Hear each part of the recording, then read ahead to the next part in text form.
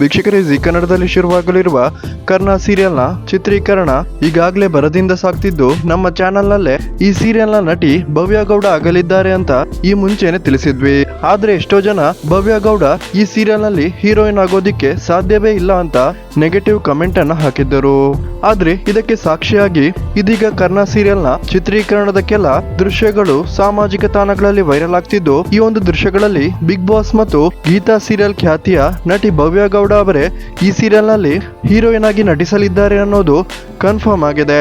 ವೀಕ್ಷಕರೇ, Karna G Kannada serial ಯಾವ timings ನಲ್ಲಿ ಟಿವಿಯಲ್ಲಿ ಬರಲಿದೆ ಅಂತ ನೋಡೋದಾದ್ರೆ, ಈ ಒಂದು ಸೀರಿಯಲ್ 7:30ಕ್ಕೆ ಅಥವಾ 8 ಗಂಟೆಗೆ ಪ್ರಸಾರವಾಗೋದು ಕನ್ಫರ್ಮ್ ಆಗಿದೆ.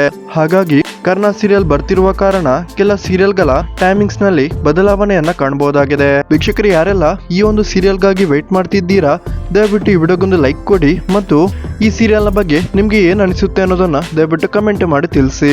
ಹಾಗೇನೆ ಕನ್ನಡ ಟಿವಿ ಶೋಗಳ ಲೇಟೆಸ್ಟ್ ಅಪ್ಡೇಟ್ಗಾಗಿ ಈ ಚಾನಲ್ ಅನ್ನ ಫಾಲೋ ಮಾಡ್ಕೊಳ್ಳಿ ಮತ್ತು ಬೆಲ್ ಐಕನ್ ಅನ್ನ ಕ್ಲಿಕ್ ಮಾಡೋದನ್ನ ಮರಿಬೇಡಿ.